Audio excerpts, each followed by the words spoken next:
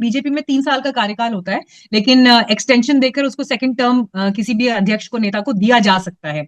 उसी लिहाज से आप देखें तो जो भी अब 12वां अध्यक्ष होगा भाजपा का, उनके सामने कौन कौन सी चुनौती होगी। बिहार का चुनाव आएगा, फिर अगले साल पश्चिम बंगाल का चुनाव आएगा, तमिलनाडु विधानसभा चुनाव, केरल विधानसभा चुनाव, असम का चुनाव, फिर आगे उत्तर प्रदेश, उत्तराखंड 2027 में जो चुनाव होंगे, पंजाब, गोवा, मणिपुर, राष्ट्रपति चुनाव, उपराष्ट्रपति चुनाव। तो आगे पूरा का पूरा एक इलेक्शन बैटल जो है वो सामने खड़ा दिखाई देता है। और इसीलिए सौरभ दुबे जी, दिलचस्पी और बढ़ भी जाती है।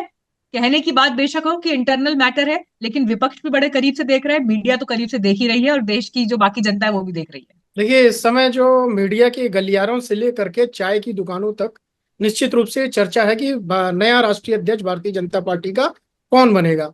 और तो और इसको लगातार हमने देखा कि संसद के पटल पर भी जो है, जब एक बहुत महत्वपूर्ण मुद्दे वक्फ संशोधन अधिनियम पर चर्चा चल रही थी, तो अखिलेश यादव जी ने जो है वो इसी बात को लेकर के निशाना साधा, और गृह मंत्री माननीय अमित शाह जी ने पलट करके उनको जवाब भी दे दिया।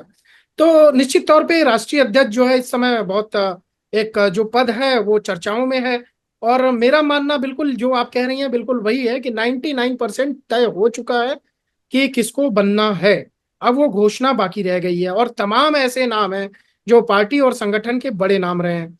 अभी संजीव जी ने नाम लिया निर्मला जी का। निश्चित तौर हम्म। पर चूंकि तमिलनाडु में और उधर परिसीमन भी होना है, चुनाव भी है, और ऐसा माना जा रहा है कि इस बार जो है परिसीमन में जो दक्षिण भारत है उसकी सीटें कम हो करके उत्तर भारत और की सीटें जो है वो बढ़ने वाली हैं। तो वहां पर चुनाव के नाते निर्मला सीतारमण जी का एक नाम है, जो पार्टी में रहते हुए और मंत्री पद पे रहते हुए तमाम मंत्रालयों को भी संभाल चुकी हैं, और जो भी जिम्मेदारी उनको दी जाती है वो बखूबी वो निभा रही हैं। लेकिन उसके पहले के जो नाम अगर हम चर्चा करें, चाहे वो धर्मेंद्र प्रधान जी का हो, चाहे वो भूपेंद्र यादव जी का है, चूंकि अभी बिहार में भी इलेक्शन होने हैं, उस पर भी चर्चा हुई कि पिछड़ी जाति का कोई एक ऐसा नाम होना चाहिए जो उत्तर प्रदेश में यादव जाति ने लोकसभा में वोट को प्रभावित किया था। तो उसमें भूपेंद्र यादव जी का भी नाम बड़ा बढ़ चढ़ करके चल रहा था।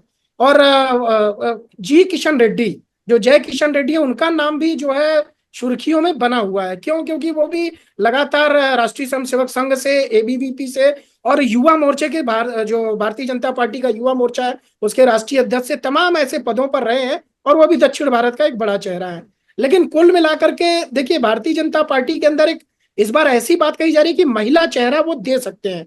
लेकिन महिला चेहरा मुझे थोड़ा सा इस बात में क्योंकि भारतीय जनता पार्टी का एक महिला विंग है पहले से, और अगर उसकी महिला पहले से ही अध्यक्ष है और दो महिला अध्यक्ष हो जाएंगी, तो मुझे लगता है कि थोड़ा सा ये सोचने और विचार करने वाली बात होगी। लेकिन जो हम विचार करते हैं वो आदरणीय अमित शाह जी और मोदी जी उस पर विचार नहीं करते हैं। वो चुनाव से ऊपर उठ करके एक ऐसा वानती श्रीनिवासन का नाम भी वैसे है खबरों में, वानती श्रीनिवासन का नाम भी लगातार हाँ, चल रहा है। और क्योंकि दक्षिण भारत साधना है बीजेपी को, तो दक्षिण भारत से भी क्या कोई चेहरा निकल कर आ सकता है, इस पर बड़े इस वक्त चल रहे हैं।